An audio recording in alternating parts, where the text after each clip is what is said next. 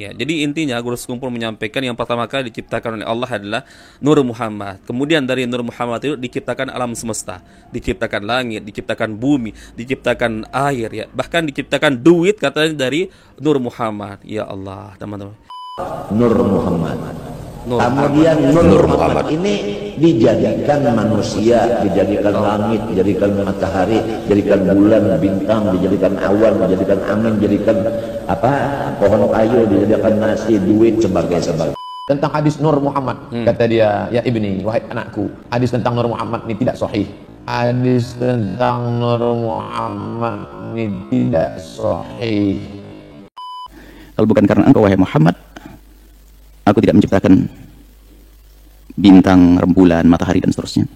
Tapi para ulama ahli hadis mengatakan riwayat-riwayat itu adalah riwayat yang tidak bisa dipakai. Yang tidak bisa dipakai. Assalamualaikum warahmatullahi wabarakatuh. Bertemu lagi di channel Nasrus Sunnah. Mukibin Guru Sekumpul akan mencak-mencak lagi nanti teman-teman di kolom komentar. Karena di sini ada beberapa video kedustaan Guru Sekumpul yang akan kita simak mengatasnamakan hadis Nabi Sallallahu Alaihi Wasallam. Dan nanti ada bantahannya, ya. Dan bantahannya ini dari ustadz yang bukan dijuluki Wahabi, tapi dari ustadz-ustadz yang merupakan pecinta Guru Sekumpul sendiri. Salah satunya adalah Buya Yahya. Bahkan saya pernah melihat di salah satu video, Buya Yahya ini kalau nggak salah hadir di acara Haul Guru Sekumpul. Atau itu mungkin ziarah biasa saja teman-teman, ya. Nah, sebenarnya banyak sekali video yang akan kita simak teman-teman di sini. Namun sudah pernah saya reaksi beberapa video ini. Salah satunya tentang hadis kopi, itu sudah setahun yang lalu pernah saya reaction, dan itu jelas hadis palsu mengatasnamakan hadis Nabi SAW, ya. Kemudian Guru Sekumpul juga pernah menyampaikan katanya hadis Nabi yang sahih, ya. Jadi siapa saja yang pernah dipandang oleh mata seorang wali, maka dipastikan orang tersebut akan menjadi ahli surga. Jadi hanya modal pernah dipandang oleh mata seorang wali, ya pasti orang tersebut akan menjadi ahli surga. Ini hadis apa teman-teman, ya? Sedangkan orang-orang yang bertemu dengan Nabi di zamannya Nabi SAW, bertemu dengan Abu Lahab, Abu Jahal, kemudian orang-orang kafir Quraisy, apakah mereka semua menjadi ahli surga teman-teman? Ya, mereka mati dalam kondisi kufur. Itu sebagai bukti teman-teman, ya. Hadis tersebut yang dikatakan sahih oleh Guru Sekumpul cukup dipandang oleh mata seorang wali adalah hadis palsu teman-teman. Baik, di video yang pertama teman-teman ini terkait Nur Muhammad, ya. Jadi intinya Guru Sekumpul menyampaikan yang pertama kali diciptakan oleh Allah adalah Nur Muhammad. Kemudian dari Nur Muhammad itu diciptakan alam semesta, diciptakan langit, diciptakan bumi, diciptakan air, ya. Bahkan diciptakan duit katanya dari Nur Muhammad. Ya Allah, teman-teman. Inikah wali kutub teman-teman, ya? Hadis sahih, hadis palsu, hadis dhaif saja nggak tahu. Bahkan cenderung banyak sekali beliau ini berdusta atas nama Rasulullah Sallallahu Alaihi Wasallam. Baik, coba kita simak video yang pertama teman-teman, ya. Awwalu ma khalaqallah nuri wa min nuri khalaqa kulla syai'. Rasulullah menjawab, nang paling tuha daripada makhluk, nang timbul daripada hadrat mahabbah Allah, Nur Muhammad. Kemudian Nur Muhammad ini dijadikan manusia, dijadikan langit, dijadikan matahari, dijadikan bulan, bintang, dijadikan awan, dijadikan angin, dijadikan pohon kayu, dijadikan nasi, duit, sebagainya. Semua itu terbit daripada Nur Muhammad SAW. Oh teman-teman, jadi dari Nur Muhammad tersebut terciptalah apa yang ada di alam semesta saat ini. Ya langit, ya bintang, matahari, bulan, bahkan nasi, bahkan duit diciptakan melalui Nur Muhammad teman-teman. Wali kutub ini, ya. Wali kutub teman-teman, ya. Coba sekarang kita simak, ya, bantahannya dari beberapa ustadz teman-teman. Dan ustadz ini sekali lagi saya katakan bukan ustadz yang dijuluki Wahabi, tapi merupakan, ya, pecinta Guru Sekumpul juga. Ya, kecuali salah satunya di sini mungkin yang bukan, yaitu Ustadz Mujiman dari Muhammadiyah, yang mustahil beliau ini, ya, mengikuti orang-orang khurafat, orang-orang halu teman-teman, ya. Taib. Kita simak video yang pertama dari Ustadz Abdul Somad. Yang antara yang saya tanya tentang hadis Nur Muhammad, kata dia, ya ibni, wahai anakku, hadis tentang Nur Muhammad ini tidak sahih. Nanti yang berkata Syekh Tarekat Syaziliyah, mursyid dia bukan khalifah, dia sudah sampai pada tingkat mursyid. Ketika mursyid Tarekat Syaziliyah di Suriah meninggal, beliau yang diangkat sebagai pengganti. Tapi dia tak bisa hidup di Suriah karena dia berlawanan dengan Bashar al-Assad, maka dia pindah ke Turki sudah 5 tahun. Syekh wafat, mursyid Tarekat Syaziliyah, tentang hadis Nur Muhammad. Kata Syekh Yusuf Qardawi dalam Fatwa Mu'asirah, maka yang pertama kali diciptakan Allah hadis sahih adalah qalam. Al-qalam, qalam artinya pena. Nun wal qalami wa ma yasturun. Al-qalam, yang pertama kali diciptakan qalam. Kata Allah, hai qalam, uktub, tulislah. Toh, ini dari Ustadz Abdul Somad, teman-teman, bukan dari Ustadz Wahabi. Ya, beliau menukil dari salah seorang mursyid, ya, pimpinan, bahkan pimpinan thariqah, ya, Sazili, mengatakan bahwa hadis tentang Nur Muhammad itu adalah hadis palsu. Bahkan nggak tanggung-tanggung, ya, Yusuf Qardawi, teman-teman, Yusuf Qardawi juga memfatwakan bahwa hadis tentang Nur Muhammad itu adalah hadis palsu. Ya, kemudian dikatakan ya oleh Yusuf Qardawi, yang pertama kali diciptakan oleh Allah Azza wa Jalla adalah qalam, pena.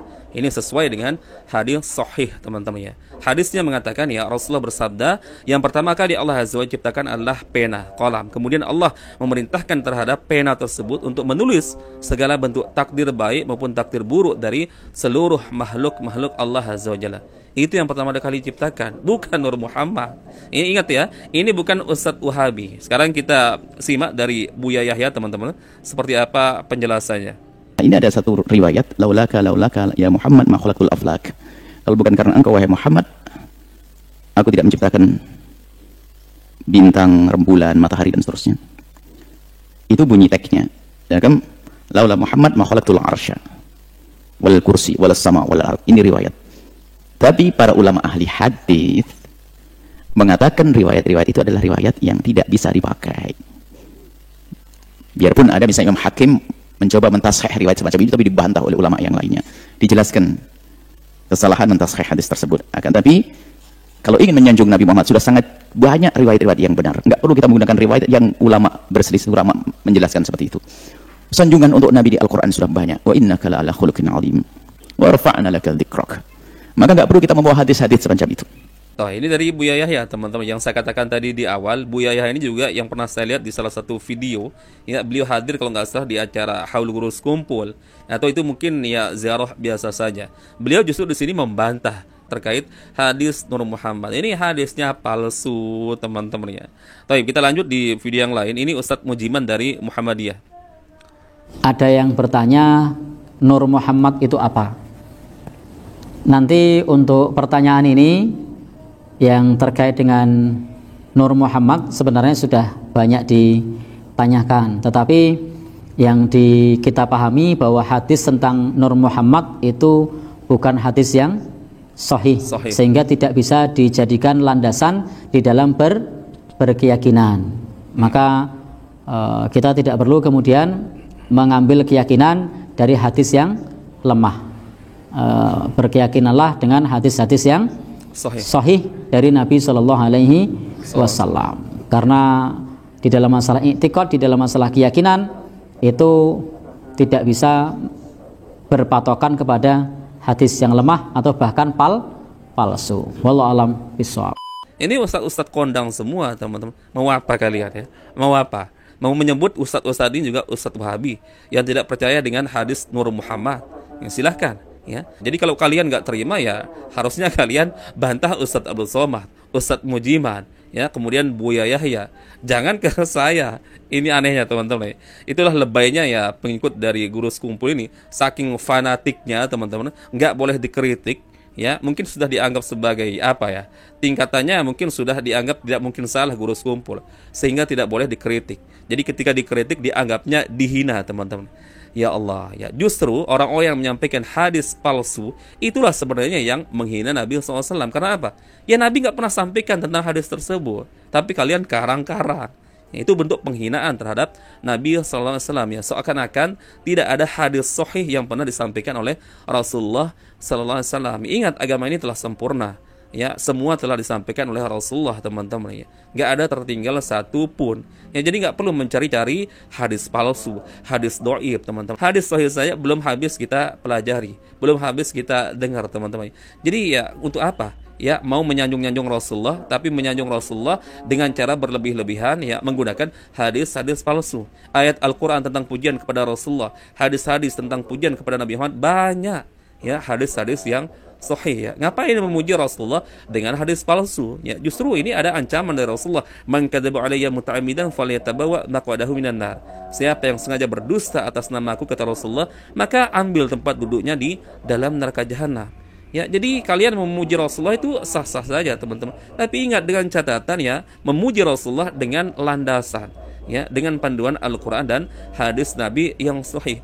Bukan justru ya mengatasnamakan cinta kepada Rasulullah, memuji Rasulullah, tapi mengutip hadis-hadis dusta, kemudian disandarkan kepada Rasulullah SAW. Baik, sekarang kita simak video yang kedua, teman-teman. Ini lebih konyol lagi. Ya, kata guru sekumpul, ya, Rasulullah bersabda, siapa yang tidak hadir di majelis fikih, majelis tasawuf, kemudian ya majelis tauhid, maka orang-orang tersebut akan membuat kerusakan nanti di sebuah negara. Dan orang-orang tersebut yang akan ya mati dalam kondisi kafir, tidak membawa iman sedikit pun. Ini hadis dari mana, teman-teman? Apakah ada istilah tasawuf, istilahnya fikih di zaman Nabi SAW, teman-teman ya? Ini kelihatan sekali, teman-teman ya, entah dari mana beliau ini mengutip hadis model seperti ini. Taib, coba kita simak, teman-teman. Rasulullah bersabda, perhatikanlah, akan datang atas umatku satu masa yang mana sebahagian dari umatku nantinya tidak hadir di majelis pengajian ulama tauhid, ulama fiqih, ulama tasawuf. Mereka yang tidak ikut hadir di majelis tiga fak ini, laki perempuan yang tidak ikut hadir, pejabat atau rakyat biasa, apabila tidak ikut hadir di majelis pengajian tiga fak ilmu fardu ain ini, mereka itulah yang menyebabkan krisis luar biasa di negara itu.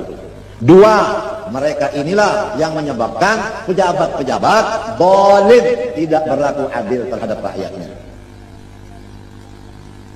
Dan mereka inilah akan menutup mata terakhir kafir.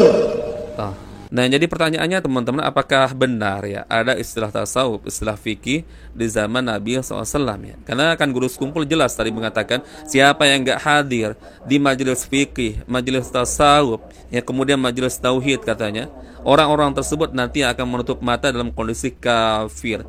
Bahkan dia akan menyebabkan kondisi krisis ya.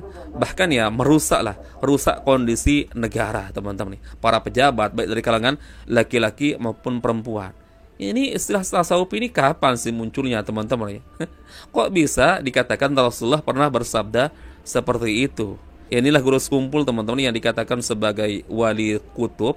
Akan tetapi ya untuk sekadar menyampaikan hadis saja, teman-teman, beliau banyak berdusta mengatasnamakan Nabi Sallallahu Alaihi Wasallam ya. Bahkan istilah tasawuf saja ya dikait-kaitkan dengan sabda Rasulullah Sallallahu Alaihi Wasallam ya. Yang mana istilah tasawuf, istilah fikih nggak dikenal di masa Rasulullah Sallallahu Alaihi Wasallam, teman-teman. Yang adanya di zaman para ulama, teman-teman, untuk membuat klasifikasi ini masuk dalam pembahasan tauhid, ini masuk dalam pembahasan fikih, teman-teman ya. Nggak ada di masa Rasulullah seperti itu, teman-teman ya.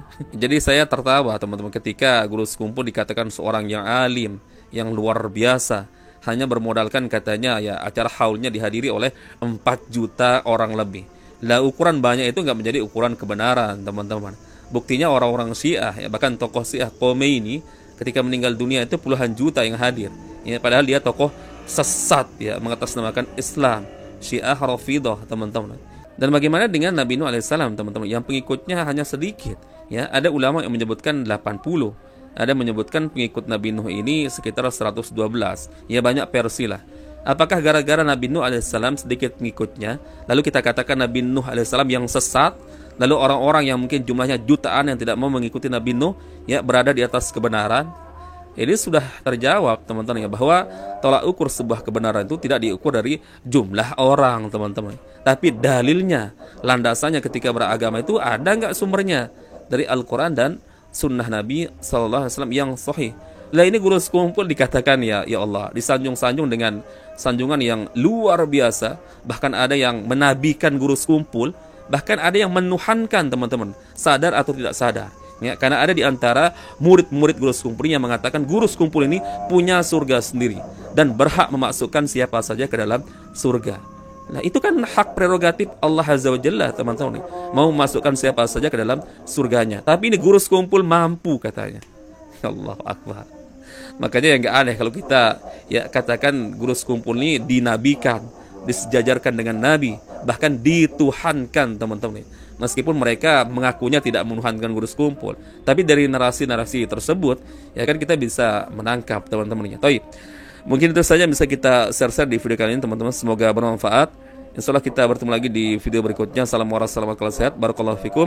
Assalamualaikum warahmatullahi wabarakatuh.